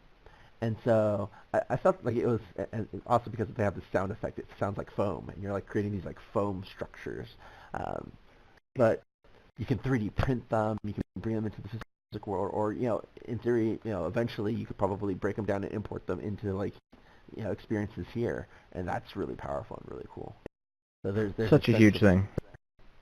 Like too, and you can kind of see like I think Dreams kind of showed off some of that as well when they were kind of showing their like creation mode as well. But here, this is much more like organic and free flowing. Like Make VR is more like a construction toolkit, almost like kit bashing or taking models and Legos and putting them together. But this is really just like people always kind of say like it's like clay, but I feel like it's different because it's like free form and constant, and you're not constrained by physics at all, and so you can just go crazy. And one of the really nice things, as a 3D modeler, painting on 3D models, like texturing, sucks. It's so hard. But painting in Medium, so fun. It's like interesting, yeah. And so to me, the sculpting was cool, but the painting was phenomenal. Like what was funny was you have an airbrush, and sometimes you're in the tools and you have to like go into the menu if you want to change the size. But when you're using the airbrush tool, it's like a cone. So if you want a smaller brush stroke, you just get closer to the object because it's a cone. If you want it bigger, then you just move your hand out, and it's like really cool. You're like, wow, I can work so fast this way. I can paint details, really finely, or I can paint huge swaths really simply, and these are these things that natural gesture input gives you that isn't super possible, but now it's super intuitive. And it was like, I can one hand rotate the object and then just paint around, and you're like, oh man, it was so nice. There's so many times when I'm in Photoshop trying to imagine what it would look like, or I use these other like 3D modeling painting tools where you're painting, but it's still like kind of clunky because you're like painting on a 2D plane on a 3D object. But here it's just natural, like what it would be like in real life. If that was really in depth. But yeah, they did absolutely. A great thing for Halloween, and they showed all these pumpkins they sculpted. Yeah, I saw those. Some pictures, yeah. Yeah, really, really cool. Palmer sitting on a pumpkin kind of in his Time magazine photo. The Time cover photo, yeah, that was pretty hilarious. So, exportable. Dreams is exportable, and you can bring it into Unity. Did you know that? Yes, yeah, I heard about that as well. I'm really kind of curious to see how that works. Like, right? Is it like stored on the cloud somewhere, and then you download it somewhere else? I was just very surprised that tool is on PS4, and then things like it being exportable, and maybe crossing fingers it can come over to PC as well. I'm not sure how that would. It's exclusive and all of that. That's going to be really powerful. Actually, I mean, Mia Molecule, they're just so clever. Like, so this one game they had, Tearaway, it had this whole papercraft art style, and if you guys aren't familiar with papercraft, I mean, it's like construction paper, origami kind of aesthetic. But what was interesting was, like, they had this thing where any character you meet, if you take a picture of it with, like, the camera that the character carries, then they'll actually mail you instructions to print out and fold and create that character in real life. And I was like, wow, that's really, really amazing. I think, yeah, those Media Molecule guys, they're just off the charts geniuses. I found Tearaway real quick. We should take a look at that. I've never heard of it. Yeah, it was a Vita game, and then they have a PlayStation 4 version that just came out.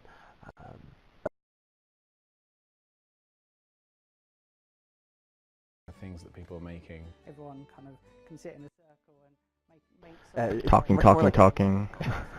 It's much more like a traditional platformer, but then it really used a lot of the Vita controls in very interesting and clever ways.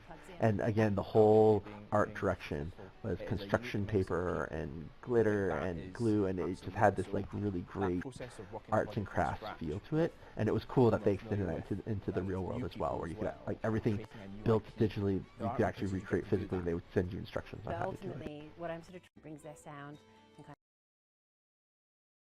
Well, there's not much to this trailer, so I'm basically trying to skip around. It's not working, and it's sort of breaking my web panel, so I'm gonna bail on that. Hopefully, let me see if I actually don't have any more videos to show, so I think that's perfect. I wanted to mention though that talk a little bit about Unity Labs and what's going on there, and then just, you know, VR Chat is, I've pretty much already been talking about it as a creation tool, but that was the last thing on my little list here. Unity Labs, I was listening to a talk with Timony West. She's works at Unity Labs, and she's working on the VR editing tools there, and, you know, having stuff like the panels just floating around you. They're attached. They're kind of tracked to your head. You can build your UI. There'd be Pro Tools.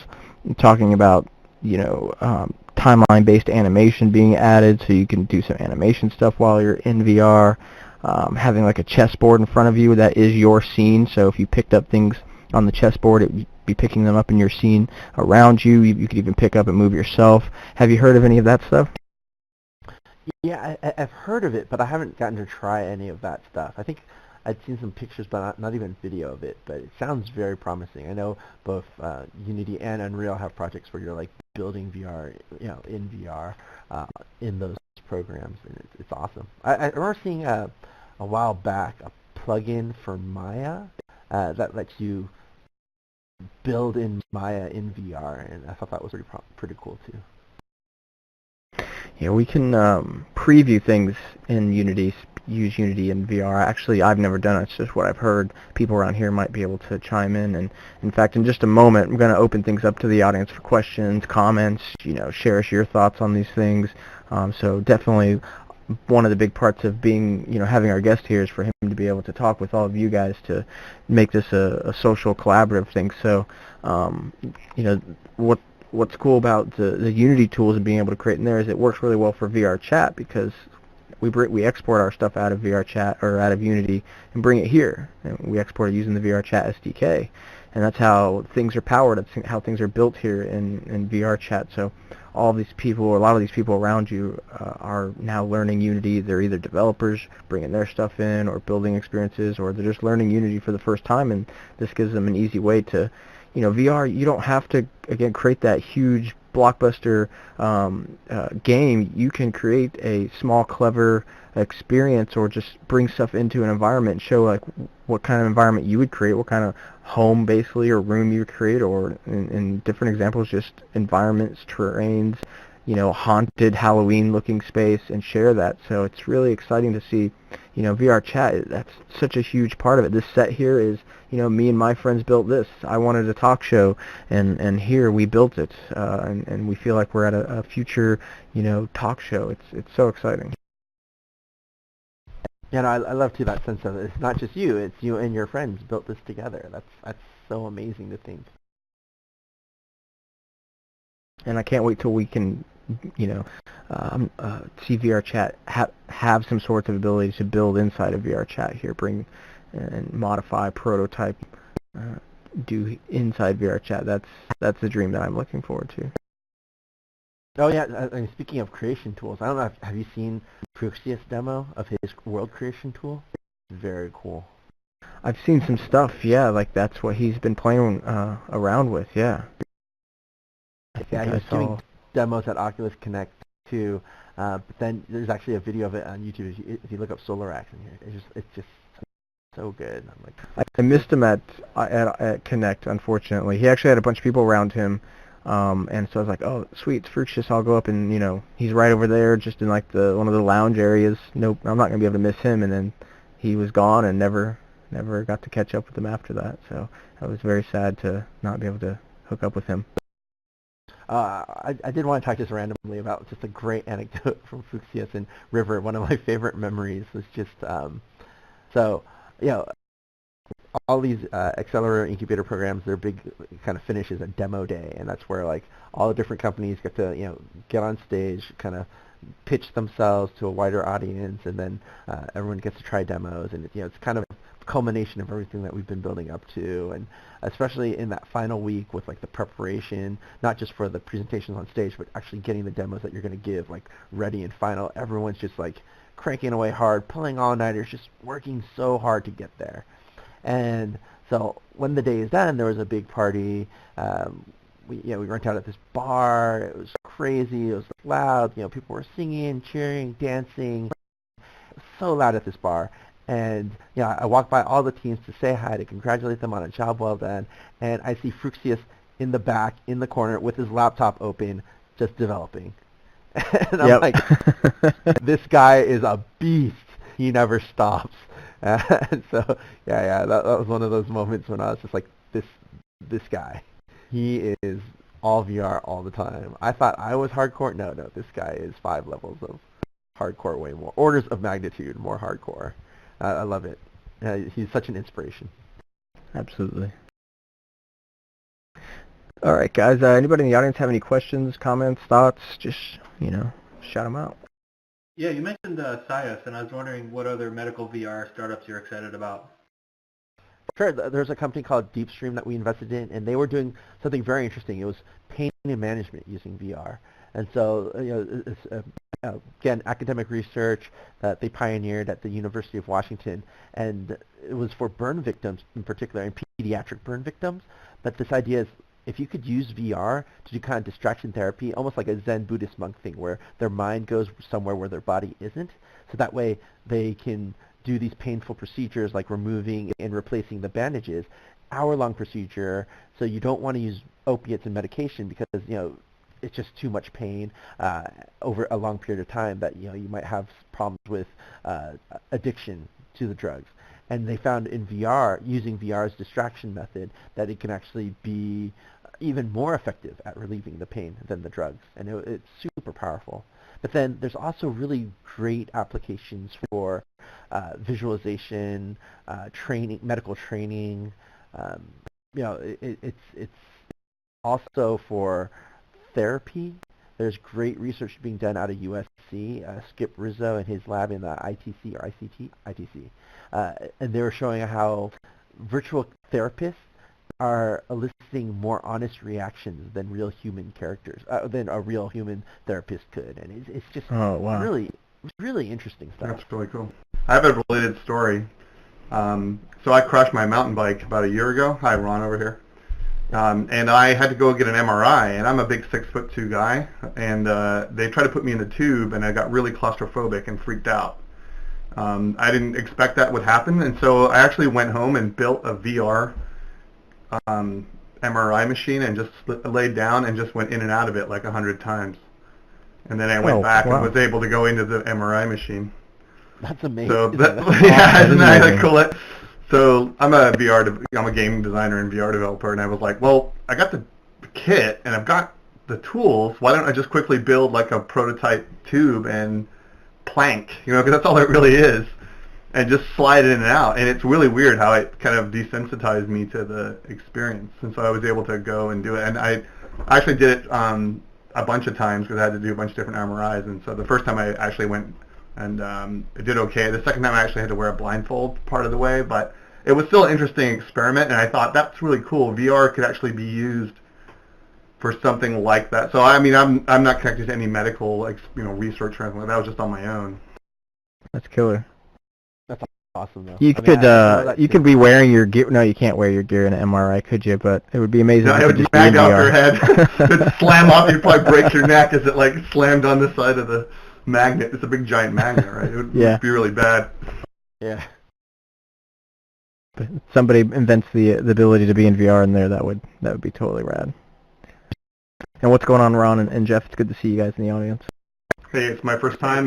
You've invited me to come here for many, many times, but I've been very busy as a game developer, as you know. And with life and whatever else. And so tonight, I'm actually on vacation this week, and so I thought I'd come hang out finally. And it's been awesome. Cool. It's been really cool watching you guys. I've never been here before. It's really informative and educational, and every time I go to one of these events, here, Converge, it just seems like good people, really good information, a lot of the same kind of thinking. It feels like I don't want to speak for everybody, but it does feel like a lot of early adopters and developers and stuff like that are kind of hanging out at first in these environments, and so meeting a lot of really interesting people and are sharing a lot of really great ideas.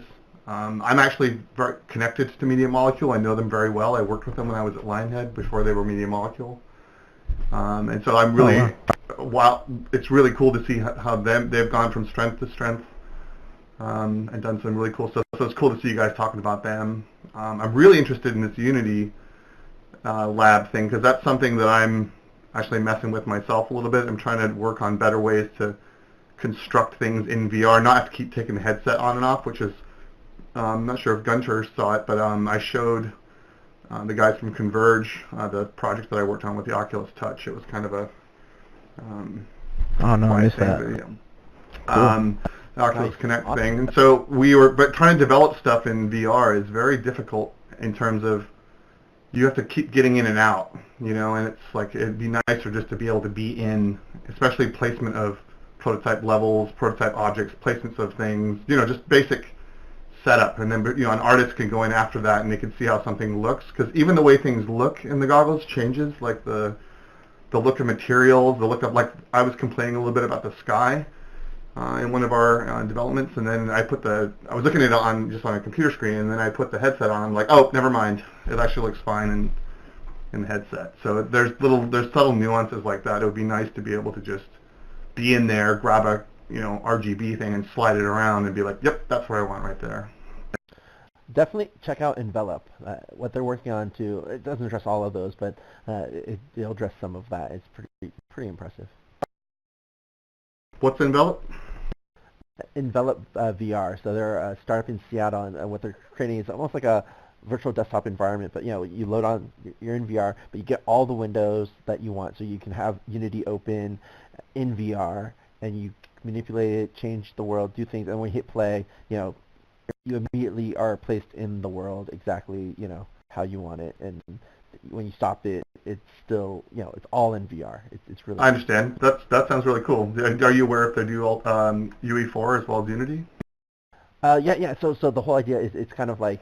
It's a desktop, so it just shows you any application, and then when you start it, it just flicks you over to the HMD. So I get it. I understand. Exactly. Trying to pull up the website. It's a little tricky here in VR chat, but if somebody else has a question, go ahead and ask, please.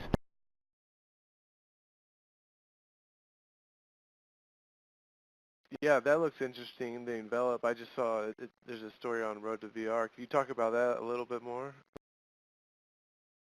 Yeah, sure. I got to try the product a little bit. I've actually known the guys for a while. I've been following them for, gosh, I guess almost a year now. But it's good because so the guys, I forget the name of the gaming company they're at, but they're a game developer. They actually have a Gear VR title, and they ran into a lot of these same problems, and they built a solution for themselves, and then they realized, oh, other people would want this, and they kind of fleshed it out even more. But they do some really smart things, like one of the obvious things is, or not so obvious things, but they have curved windows, so you're always kind of the same distance from all of the information. If it's rectangles, then the edges kind of get lost, and you can actually control the curvature if you want. But navigating multiple windows, having as many windows as you want, it all works really well, and it's super fast to switch between the windows and to just turn your head to get the palettes that you want. It just feels like a much more effective way of working. And as a VR developer myself, I was like, yeah, I so want this now. And I felt like VR, virtual desktop was a very good tech demo, an example of what it could be. But I think Envelop, they've really focused on workflow and for people that want to be productive in VR. And they have a lot of nice things kind of addressing that. The one thing, though, I did ask them, and I'm not really sure how the support is, at least at this age, is working with the VR input devices that we talked about, whether it's the Touch or the Vive, and how you can use some of the natural gestures to speed up content creation in VR. Because, again, they have to interface with traditional tools, so it's really much more like a mouse and keyboard kind of thing. Some of those interfaces and the way that they're being developed, I've gone through a lot of R&D from AR to Kinect to all kinds of other interesting prototype devices, and all the way up through Vive and Touch. And it is a human thing to have your hands there and to be able to use your hands in head and space, and so that barrier is kind of gone. But there is a different paradigm that now has to kind of be developed. Like I remember when the mice, mouse control started, and that's aging me a little bit. But I remember when that kind of came along and changed a lot of things. It was kind of a while before we started to develop a language that everyone kind of used and understood. And it's interesting now, it seems like that's starting again with VR, with presence, with gestures, with what you do, how stuff is, how a whole UX is kind of like settled in, and people get comfortable with certain things and not comfortable with other things. It's really interesting to sort of see that. And I'm actually enjoying being part of trying to develop that too. Yeah, no, I mean, that's excellent. One of my favorite talks from Oculus Connect 2 was the one that the Medium team gave about how they designed the UI UX experience for Medium, and talking about a lot of these kinds of challenges. And they weren't saying that they've solved it all, but they were just talking about kind of their experiments, what they saw, their failures, their learnings, why they went certain ways. But it was really informative and really, really cool. So I don't know if those talks are available yet, but when they are, definitely check them out. Yeah, I think we've been waiting for them. I don't think they are yet. I hope that they're becoming available, because I did not get to tune into all that. What are you most excited about in the very near future, like the next 6 to 12 months? I mean, honestly, I'm curious to see how this goes when it's actually in the public's hand. We've done lots of demos for enthusiasts and for general crowds, but are these devices going to take off as fast as we hope? I actually think it's going to be one of those things where Q1 everything's going to come out, or at least by Q2 PlayStation VR as well, and everyone's hypothesizing numbers, this market size, that, but it's we're going to see it actually happen very shortly. And so that's going to change a lot of the trajectory and a lot of the expectations for this whole entire industry when we see people, when it actually gets in people's hands, and we see how people at large respond to it. What are your predictions? These are always tough. I always feel kind of silly, but I do feel, I feel like there's probably going to be that thing where they're going to be constrained by how many they can make in the short term, right, within the first 6 months to a year. And so they won't sell tens of millions, but maybe I think at least 1 million or a couple million in the first year. I think there might be a supply issue. I think there can be very much a supply issue. I mean, think back about when the iPhone came out, or when the PlayStation came out, and all these things, they all had supply issues, right?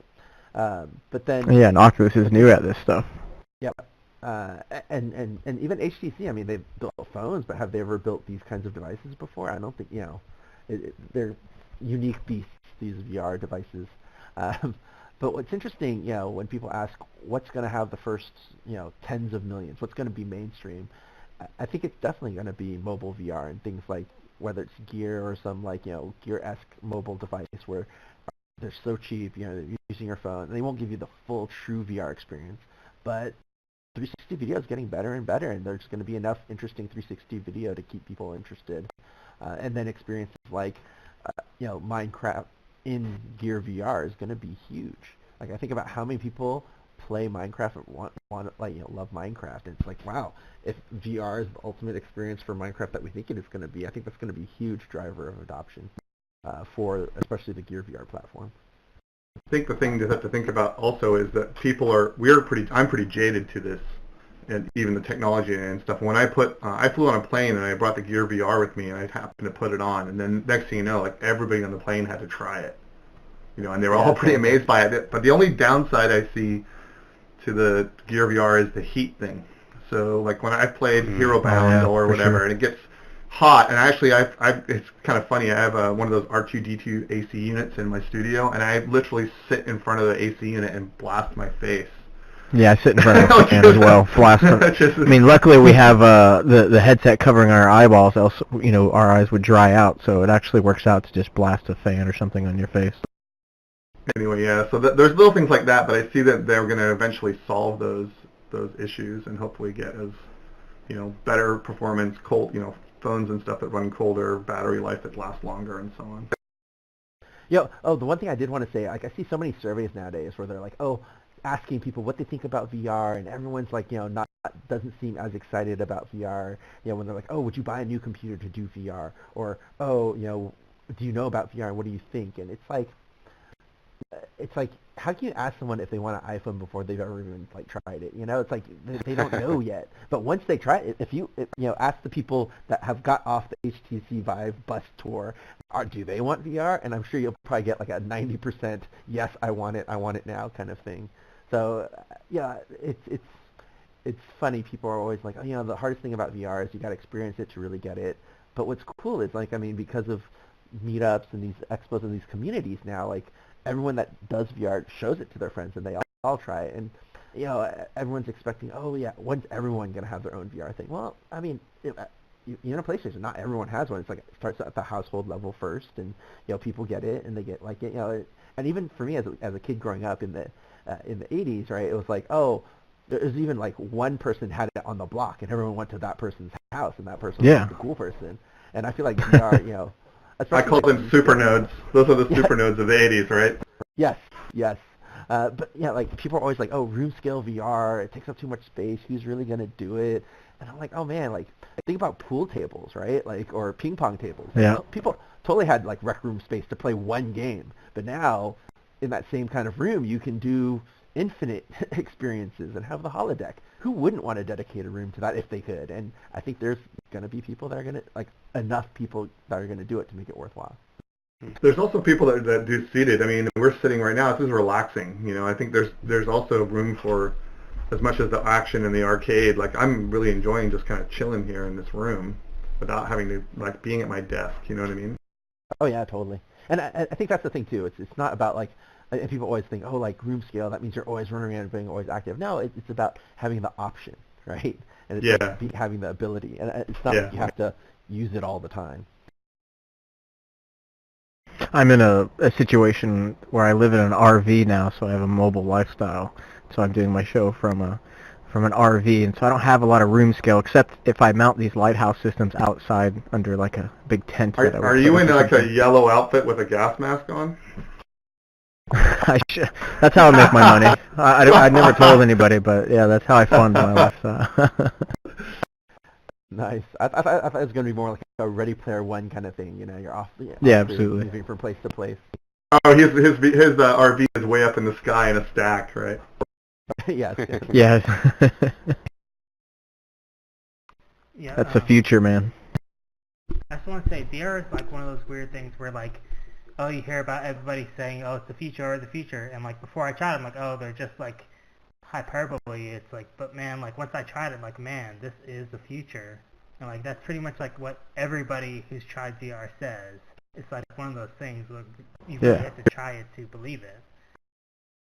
Yeah, even non-gamers, my mom, everybody's just blown away that it's possible.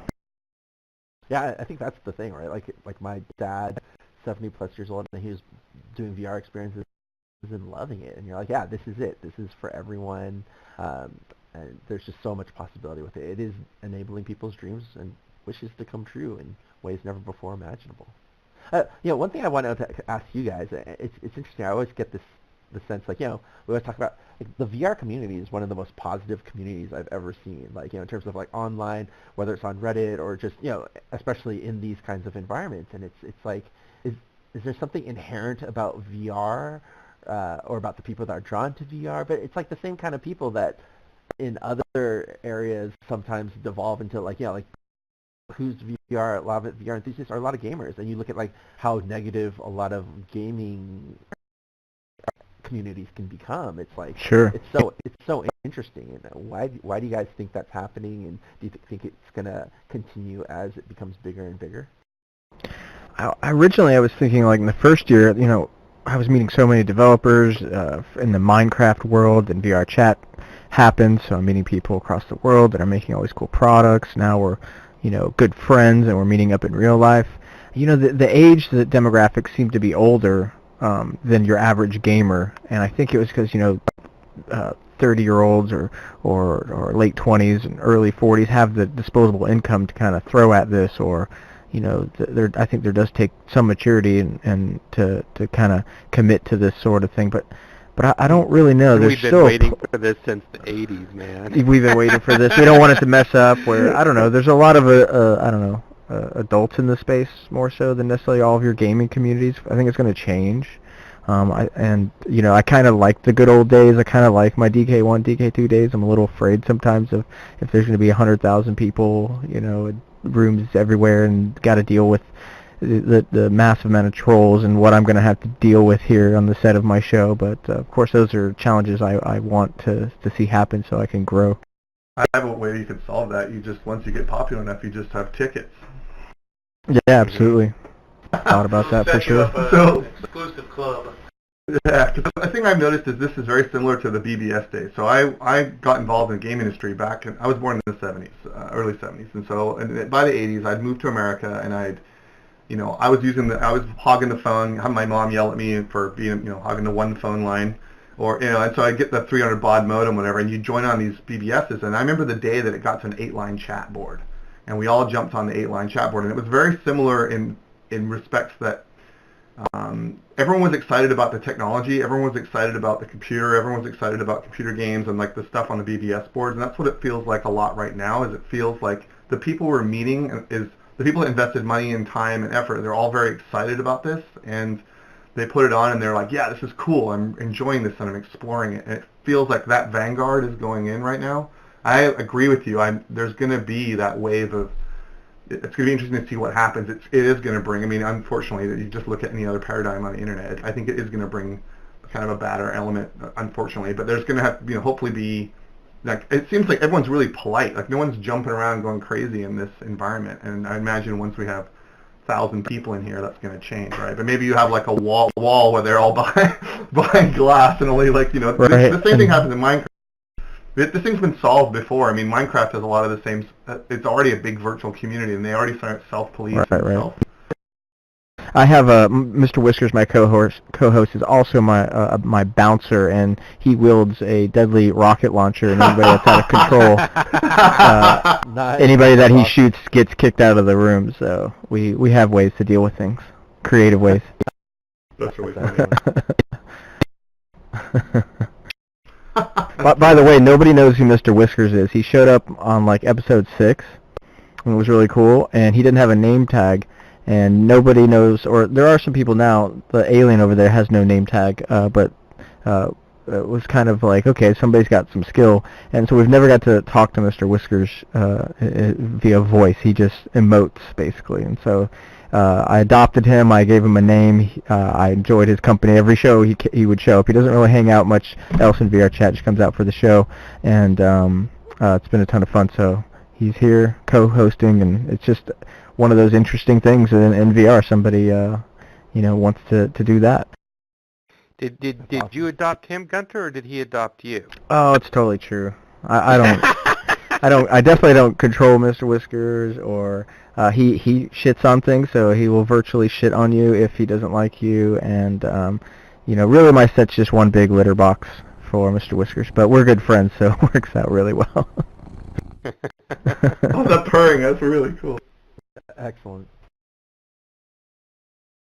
Emergent stuff, that's really awesome. All right, guys, well, this has been a great show. Let's see, Tipatat, tell us where we can find, find you on the intertubes, or point us where you want us to go. The easiest thing, definitely, just follow me on Twitter. I'm Tipatat, and then you can hit me up there. I have a website, tipatat.com. I don't really update it that much, but just reach out to me, especially if you guys want to chat more about VR, you have some ideas, or you have a startup, or you have some friends who are doing a startup and they want some advice, feel free to reach out to me. I'm always happy to help and give my 2 cents for whatever it's worth.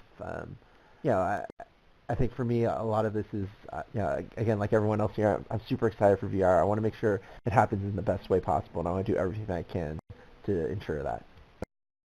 That's really cool. I'll definitely be hitting you up after some point here during the week. Excellent. No, thank you so much. I hope this was useful and fun and interesting, and it's really a pleasure, and I'll definitely come by and be in the audience next time. Cool. Yeah, it's been great. A couple plugs for me. If you guys can, go to the Reddit post for today's show and leave a comment. Tell me what you think about the show, what you thought about the guest, all that good stuff. Always go over to guntersuniverse.com, sign up for the newsletter. Also, if you really like this content and you benefit from it, if you can spare a quarter a week, $1 a week, I have a Patreon set up. Sign up for that, and it definitely goes to the cause here, and I really, really appreciate it, and can't thank those that are currently donating enough. It's a big deal for me to be able to realize what I'm trying to do here in my little VR dream. And Sunday's our meetup. We meet here every Sunday at 6 p.m. Eastern, 3 p.m. Pacific, and a lot of the community creators show off their new rooms, their new avatars, all the new toys, and we discuss VR. And then we're back here on Tuesdays for the show again. So thanks everybody for coming out and hanging, and it's been great. Have a great rest of your week, and I'll see you next Tuesday. Take care. Thank you. Bye-bye. Yeah. Thanks, Gunter. Guys.